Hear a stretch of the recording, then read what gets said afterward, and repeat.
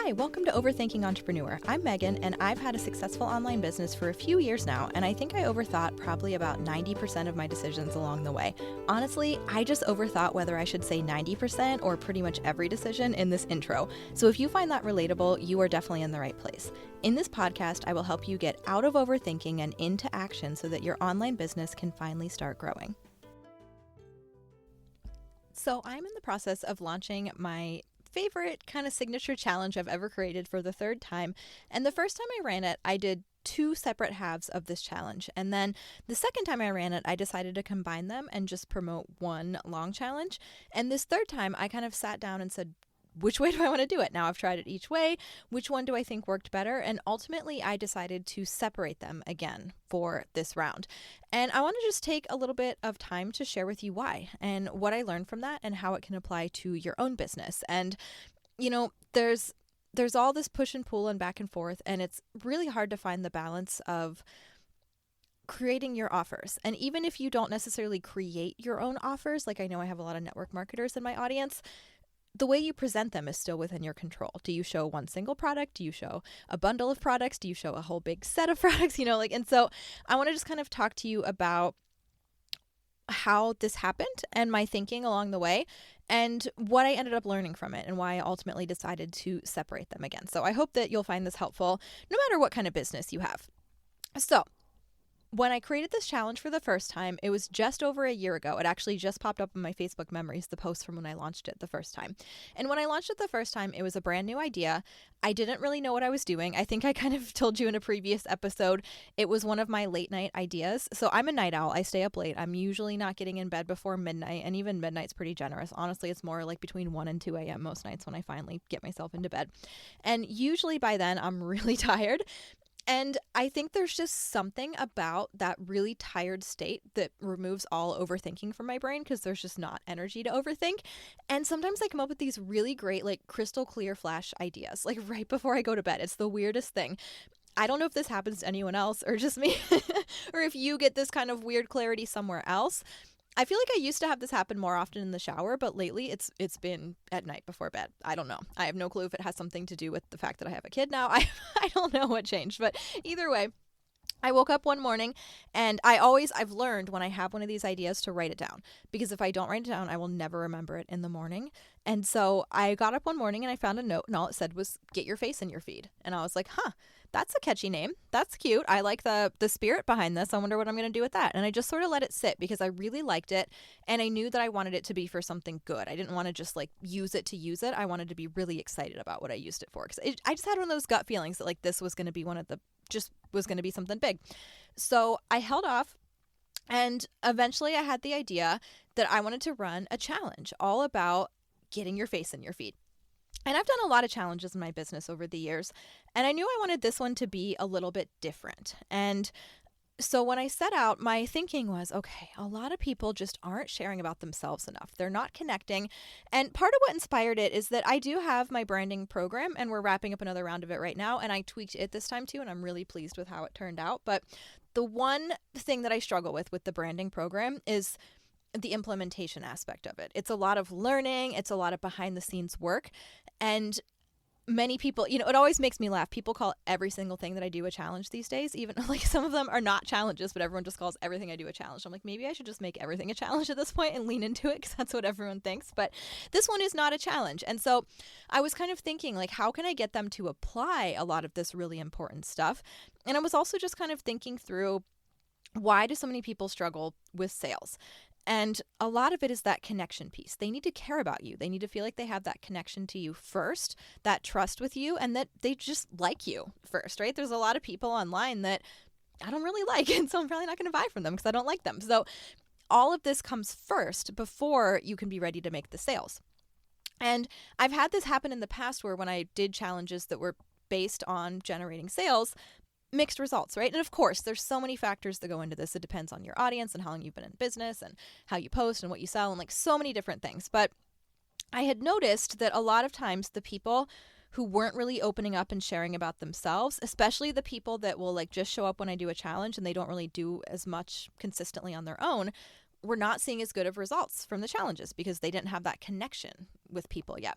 And so I was thinking, okay, how can I get them to really focus on themselves and see how awesome they are, see how much value they have? The other thing with this is that I have been preaching for years, you have to figure out your ideal client. You have to figure out what value you can give them. And I understand this can feel complicated and overwhelming and hard. I 100% get it. But so many people just weren't even trying. They were just like frozen and they weren't able to put themselves out there and they weren't working through what their value could be and they were just feeling kind of stuck. And so what I realized is that when I thought about this, this little phrase that I had written down, what do I want to do with that, is when it really hit me that I want to teach you to do the people side, the connection side, the branding side of your business, because you need to do that side first before it can translate into sales. And I had in my head at the time, I bet I could follow this up with a challenge that's about sales and really get good results for people. But I didn't want to get too ahead of myself. I wanted to make sure that people even liked Get Your Face in Your Feed first. I wanted to make sure that it worked and people wanted to sign up for it. The idea that I had for it was a longer challenge than I've ever done before. It was a more expensive challenge than I've ever done before. It is not an expensive challenge. It was $47 and it still is $47 for the 3 weeks. But normally my challenges were like $20. So this one was more expensive. It was longer. It was a big commitment. I wasn't quite sure yet if people were going to like it or respond to it or any of that. So while I had in my head from the beginning that I thought that I wanted to follow that challenge up with a similar one about what you sell, I wanted to just see how it went first and make sure that it worked and people liked it. I was going to run it differently than I've run my other challenges. I knew that I was going to give some of the prompts up front, and I don't normally do that. I was going to do photo prompts. Like, there was a lot of the ideas that I had for this challenge were different than the challenges that I've run in the past. So I just knew that I wanted to get through one round of Get Your Face in Your Feed and make sure it went well before I decided if I wanted to do Get Your Products in Your Feed. So, and that's ultimately what I settled on for the name of it. But anyway, long story short, not short by any means, but long story not longer. Let's go with that.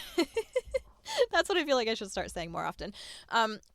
It went well. Get Your Face in Your Feed went really well. A lot of people joined. People were really excited. They were loving the prompts. There was so much activity and engagement, and so many people were coming to me raving about the results, and it was awesome. And so I knew that I was going to go ahead and do the second half of the challenge. So I was promoting it, and where it was a little bit tricky was timing, because I wanted to go straight from the first challenge into the second challenge. But because of that, I knew I needed to start promoting at a certain time, but then also the people who were already in this one, and like, what if people join the second one who weren't in the first one? And so it was a little bit, it wasn't difficult, but just, some logistic stuff to figure out. And the other thing that I noticed is that, just like I thought, the people who did both halves of the challenge saw way better results. There were people who jumped in just for the second half, which was about what you sell. I ended up calling it Get Your Products in Your Feed, but I always feel like I need a disclaimer because it is not just for product-based businesses. I just don't want to say get your products or your service or your thing that you make or your this, like, I just don't want to do a list, but it'll work for pretty much anything that you sell. And if you're unsure if what you sell is a good fit for this challenge and you're ever interested in doing it, please feel free to reach out to me. I will give you my honest opinion, but it's not just for physical products. I just didn't want to do like a long, awkward, rambly list in the name. So I settled on products for simplicity and just to make it a little more catchy. But I noticed that the people who only did Get Your Products in Your Feed but hadn't done Get Your Face in Your Feed were still loving the challenge and still seeing interest, but not in the same level as people who had done both. They were also a little bit confused, and I found myself in kind of an awkward place because most of the people in the second challenge had already done the first one, and they didn't need me to hold their hand and over explain how it worked. But then some new people came in and didn't quite know, and it was just a little bit confusing in terms of how do I want to handle this. So it went really well. People loved it, and I was like, okay, I think I'm going to do this again. And I struggle to do repeat things in my business. This is something I'm really trying to work on now because I create a lot of awesome stuff, and then I tend to just set it aside and on to the next thing and on to the next thing and on to the next thing. And I'm trying to recognize the ones that are really good that I can repeat, but I always have a hard time getting my excitement to match when I'm doing something for the second time, for the third time. It just doesn't feel as fresh and exciting to me. So that's always been a struggle. So the second time that I decided to run the challenge, I thought, okay, do I want to do it the same as before, or is there anything that I want to change up? And this time I decided that instead of running them separately, so the way that I did it the first time was you could sign up for the first challenge for full price, which was $47. And then you could also sign up for the second challenge for full price, which was again $47, because they're extremely similar in setup. It's just the focus is different, but same number of days, same number of bonuses, like all that stuff is pretty much the same. So I kept the price the same. But what I did in round 1 in Face in Your Feed was gave everyone who completed the whole challenge a discount code so that they could save a little bit of money on the second one. So they could join the second challenge for 40 instead of 47. So it made it 87 total for the full 6 weeks for both halves of the challenge. But they were not required to do both. It was optional. And, I think most people who did a challenge did both, but we had some people. I don't think I had anyone who just did Get Your Face in Your Feed. Maybe I did, but I don't think so. But I did have some people who only did Get Your Products in Your Feed. Whether they didn't hear about the first one, they were unsure, and they were won over by the glowing reviews from the first one, or whether they decided that wasn't important and only wanted the product sales one. I don't know. But so when I was thinking about the second time, I was like, what do I want to do? Do I want to keep them separate again, or do I want to combine them this time? And I decided for a few different reasons that I wanted to combine them together, and I made the price $87. So it was the same price that they would have paid the first time. I wasn't necessarily it wasn't a money motivated decision. I just thought, with the people that didn't seem to get as good of results last time, this way they'll kind of be forced to do both. And I know that's going to be more beneficial for them. So that was a big part of what I was thinking. I was also thinking, just like logistically, I'm not going to have to worry about trying to promote the second challenge while the first one's still going on, because they're just going to sign up and know about the whole thing. And it's going to be great. So I thought it would be good. I thought it would make it easier. And I thought that it would get better results for people. So what actually ended up happening, it still went well. It did. But I found it more difficult to promote than I expected. And that was what I guess hadn't considered. I was like, I've already promoted this challenge before. It went great. And I also had in my head, like, okay, people know about this challenge already, within reason. I knew it was only my second time doing it, but people remembered from the first round, and I thought that excitement would carry through, and then that it would be easier. And I also thought it'd be easier for me to promote if it was a little bit different this time, because like I said, round 2, round 3, historically, those type of things don't go as well for me because I'm just not as excited. So I thought, okay, I'll change it up a little bit this time. And that way I can talk about it in a different way. I can share all of the glowing reviews from round 1. And this way people will have really great results. And I know that when they come in, they're going to do both halves. This will be great. And so it did go really well. I still had a lot of people sign up. It was still a really fun challenge. I'm still really thrilled with it. But like I said, it was harder for me than the first time. And that was where I was a little bit taken by surprise a bit, because I didn't think I was going to struggle with it. And it's because the two halves of the challenge, while they work together to bring kind of your overall social media presence, they're about two different things. And the first time when I promoted, I could talk about why it's so important to post about you, why it's so crucial to be connecting with people. And then the second half, I could talk about why it's so important to talk about what you sell, why you need to be posting about that more, tips about selling and sales posts and all of that kind of stuff. And so it was much more clear and specific what each challenge was going to be about. When I put them together, it was like, okay, join this challenge and we're going to post about you, and then we're going to post about what you sell. And yes, it's not the most complicated thing in the world, of course, but where I would get stuck is that many times when I'm launching something or when I'm promoting something, I'll kind of work backwards and I'll think to myself, okay, who needs this and why? What are the different benefits? What are the different people that could benefit from doing this thing? What are the results that they can expect to have? What's the impact? What difference is this going to make for them? And I just found it was getting really murky because there was two distinct halves of the challenge combined together. And now I was finding that either my content felt like it was all over the place because I was trying to talk about both, or I wasn't really encompassing what this whole challenge was going to do. It just turned out to be kind of a struggle for me to promote it. So when it came time to do round 3, just a couple weeks ago, I thought to myself, okay, how do I want to do this again? Also, the other thing I would say is that when I missed being able to do that second round of promotions. Because the first time we did the challenge, like I said, I had people that joined the second challenge, Get Your Products in Your Feed, who hadn't done the first. So I was able to promote again and have more people come in. It was a second opportunity to make more sales from something that I was already doing anyway. When they were combined, I felt like I couldn't do that because everything was happening in the same Facebook group. And so I didn't want someone to join just round 2. And then if I added them to the group, they'd be able to see everything from round 1. And yes, it was over mostly, but it's still just, I would be annoyed, I think, if I signed up for the whole thing and then found out other people got to come in towards the end. Yes, they missed the live aspect of the first challenge, and that is the most important part of it. But still, I just thought I might feel a little bit annoyed. I always kind of ask myself, like, whenever I'm trying to make this kind of decision, I tend to ask myself, if I was someone who signed up for this program, would it bother me if they did that? And it wouldn't have, like, I wouldn't have been mad. I wouldn't have left or, like, never bought from that person again or anything, but it might have felt a little off to me. So it's like, I'm just not going to do it. I'm just going to leave it. And that way there's no gray area. There's nothing. And so I found that during that second launch, I missed having the opportunity to just talk about the second challenge and to try and bring more people in. And, I think I lost out on sales. I can't say that for sure, but I feel very strongly that more people would have jumped in for the second half if it had been an option. And I didn't give myself that option because I combined them. So when it came time to do round 3, I was thinking back and I was like, okay, I found it much harder to promote. I found it much harder to know what to say and what to talk about. And then I also missed having that opportunity to bring more people in. And the pricing was the same. Like I said, this wasn't like a pricing thing. This wasn't like a money grab decision for me. I was truly just trying to figure out, like, what makes the most sense. What is easiest for me and for everyone else? What's the best way? Like, should this be one challenge or should it be 2? What's smarter? And so when I thought back and I said, okay, I found it easier to promote when they were separate.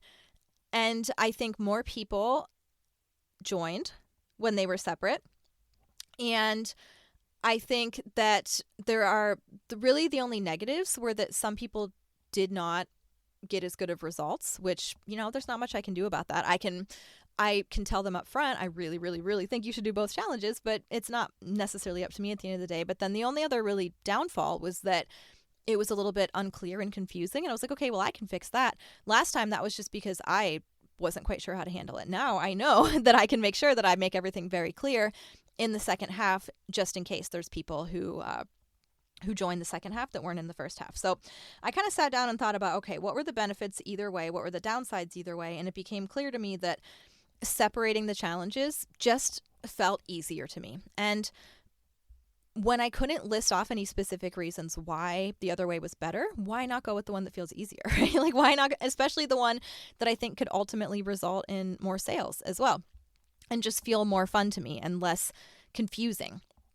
So I decided for this third round to split them up again. So that's what I'm doing. This time they are back to 2 separate challenges for $47 each. And I'm going to do the same thing where if you complete the first one, you will get that code. And so that way it'll be $87 total if you do both, if you commit and follow through in the first one, just like it was when I combined them. So I ultimately decided to go back to my original plan. And I think that part of why I wanted to talk about this is that we hear so many people share about all these changes they made for the better and how everything just keeps improving and keeps getting better and better. And I don't think that having them combined was bad. I don't think it was a bad move necessarily. I'm glad I tried it.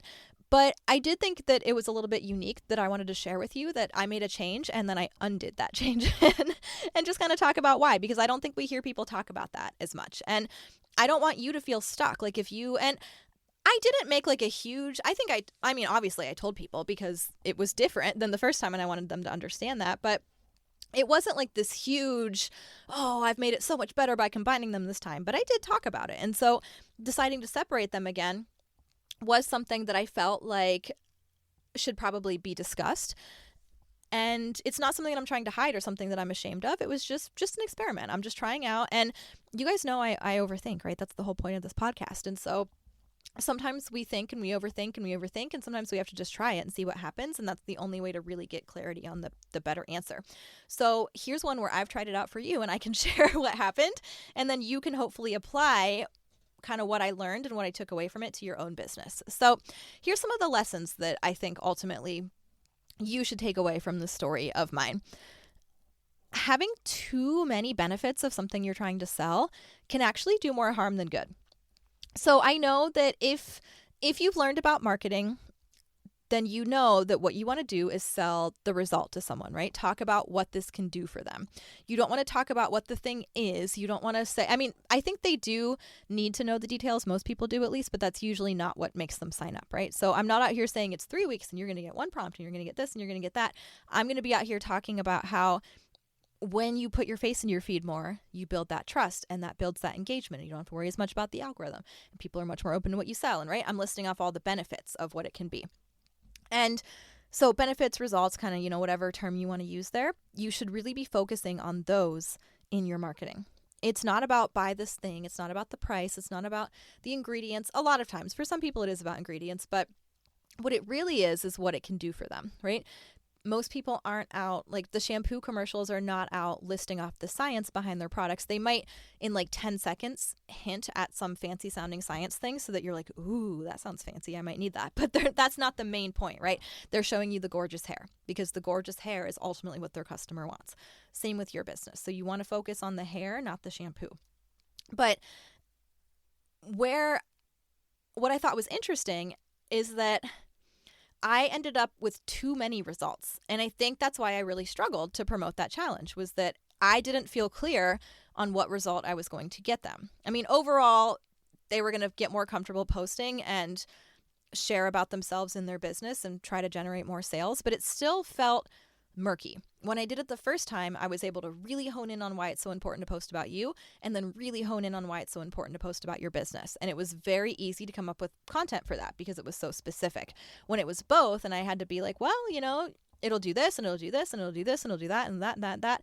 And I think sometimes it makes it less clear for people. And when they don't feel clear, they're probably not going to buy. When they're confused about what something even is or what it might do for them, they're probably not going to buy it.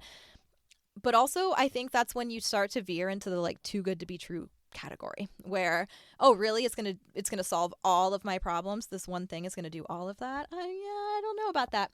And so it almost feels counterintuitive. And that's part of why I wanted to talk about it, is that it's easy to think more is better, more is more. But I've learned this the hard way a few different times in my business, that I am someone who always wants to give more and give and give and give and go above and beyond and tell you absolutely everything that I possibly can.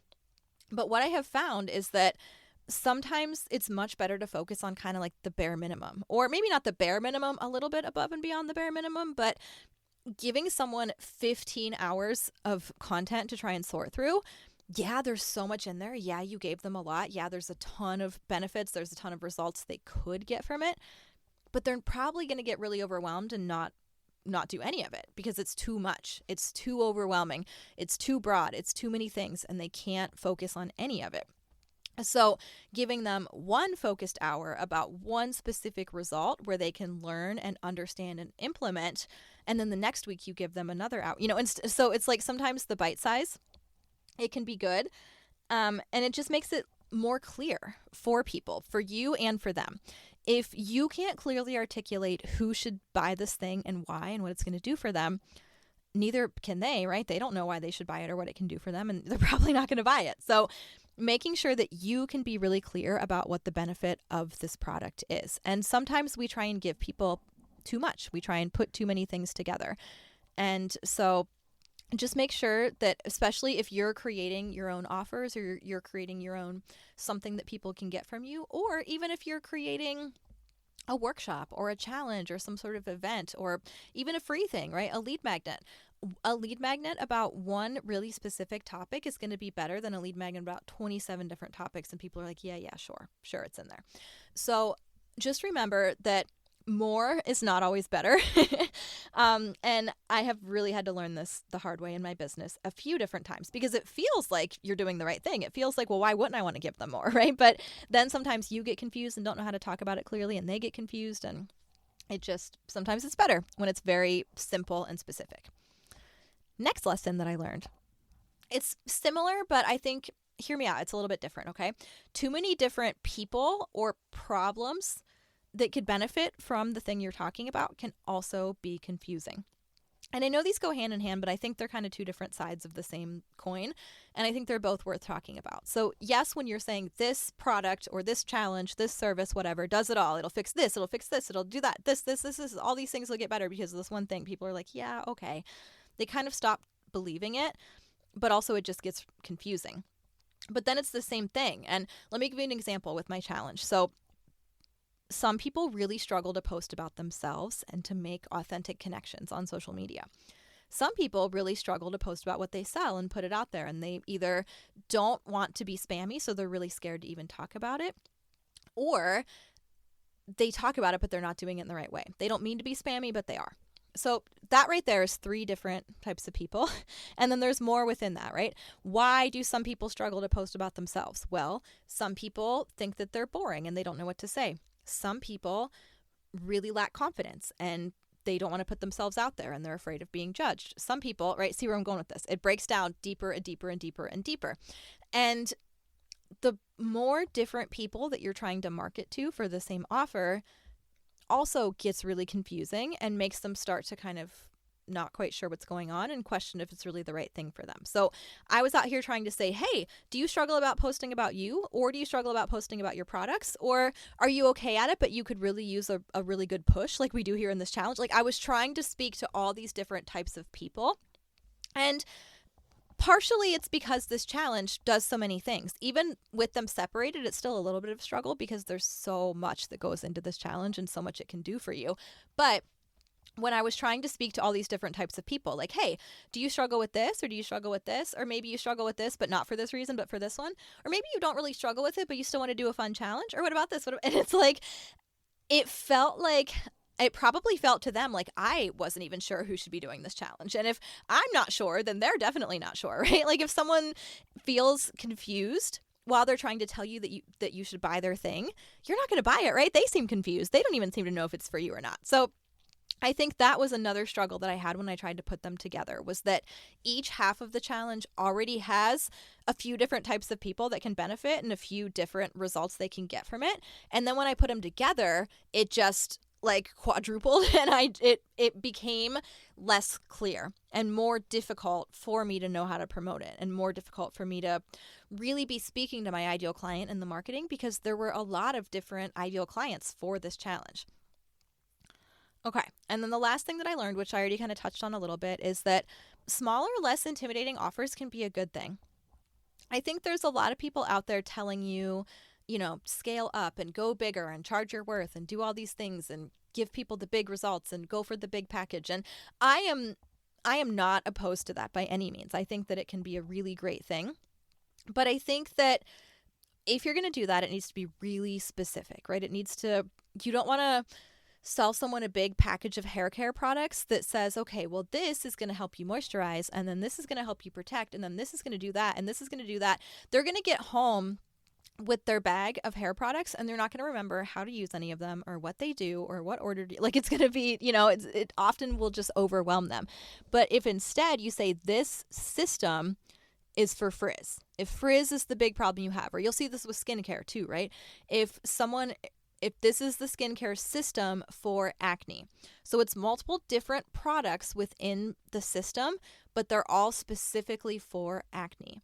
That is much better to try and sell than say, hey, do you have acne, but you're also aging, but you're also kind of oily, but you also have some sun damage? Well, then you should buy these 15 different products and then we'll get you all fixed up. It's like, that's not going to work, right? And I hope even when you were just listening to me that you could hear like, oh yeah, I wouldn't buy that, right? No one would buy that unless they absolutely loved and trusted you with their life. But most people are not. That's just not going to be easy for you to talk about. And it's not going to bring a lot of results either because it feels like it's too much. So it is fine to go bigger and to include more things in your offer, or to like bundle certain products together or combine things, as long as it's still clear who it's for and why. When it starts branching out into a lot of different options, that's where it can get really confusing, both on your end and on the customer end. And if either of those ends are confused, if you feel confused, you're not going to show up and be doing really good marketing. And if they're confused, they're not going to buy. So it's really important that no one is confused on either end. So I think a lot of times those smaller offers can be good.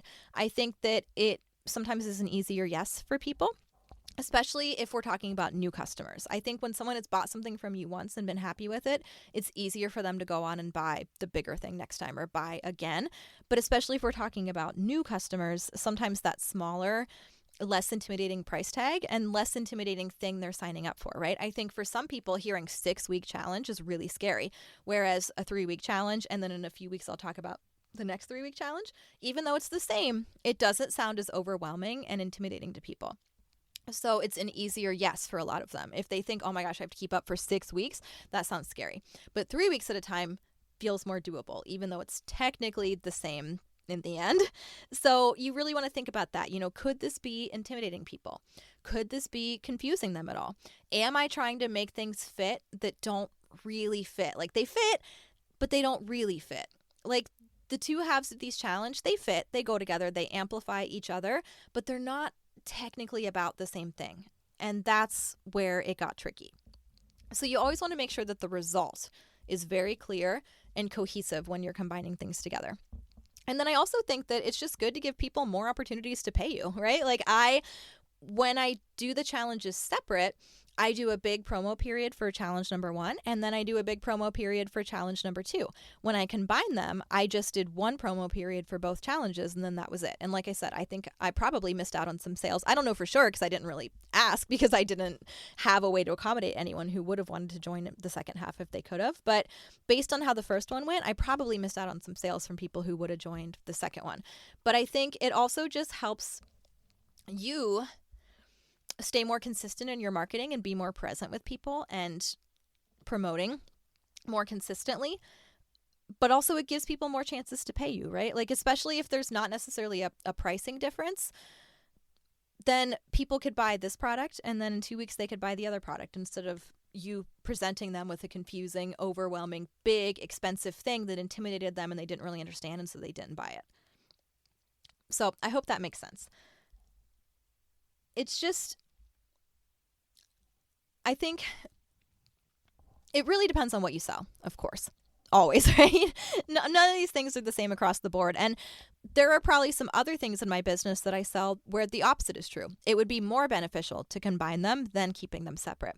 And that's actually one of the things I have on my to-do list for these next couple of weeks, is to sit down and really look at all the different things I have in my shop and ask, like, what should be separate? What should be combined? Like, are there any of these that could be bundled together and make a better product? Or are there any of these that should be split up? Like, I think that a lot of that can really make a difference too. So, okay, I think that's it. I swear I had a fourth lesson that I wanted to share with you, and it is just out of my brain. It's gone. I'm kind of trying to just like loosely talk in circles and hope that it gets shaken loose, but I'm just not sure it's going to happen. So I think we'll just wrap this up, and I'll add it in the show notes if I think of it later, because yeah, I know it had something to do with smaller, less intimidating offers can be good, but it's gone. So, okay, I'll wrap this up now, but I hope that you enjoyed my story time of what I don't consider to be a mistake in my business. I consider it more an experiment.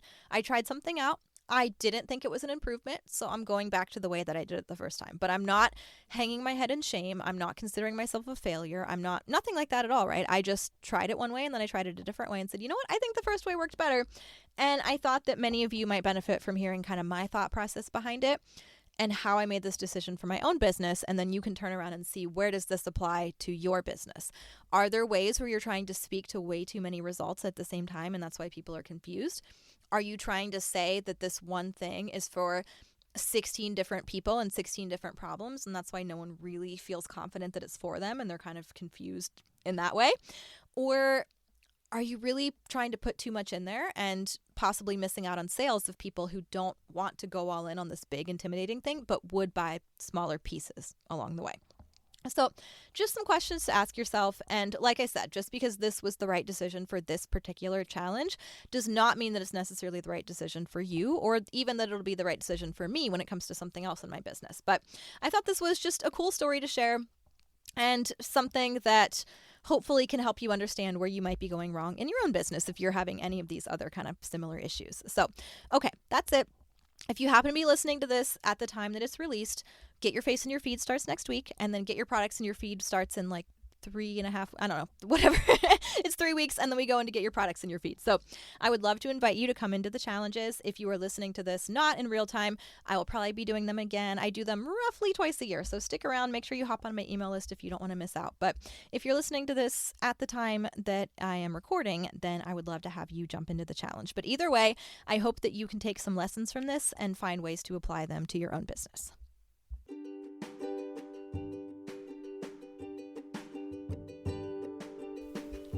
I hope this episode inspires you to go take action on something you have been overthinking. As much as I wish you could, you cannot think your way to success, so promise me you're going to go take some action today. Head over to overthinkingentrepreneur.com to find all the cool stuff I've made for you over the years, like my free guide to getting more social media engagement and my Facebook group, Dynamite Entrepreneurs, which has a free course on social media basics.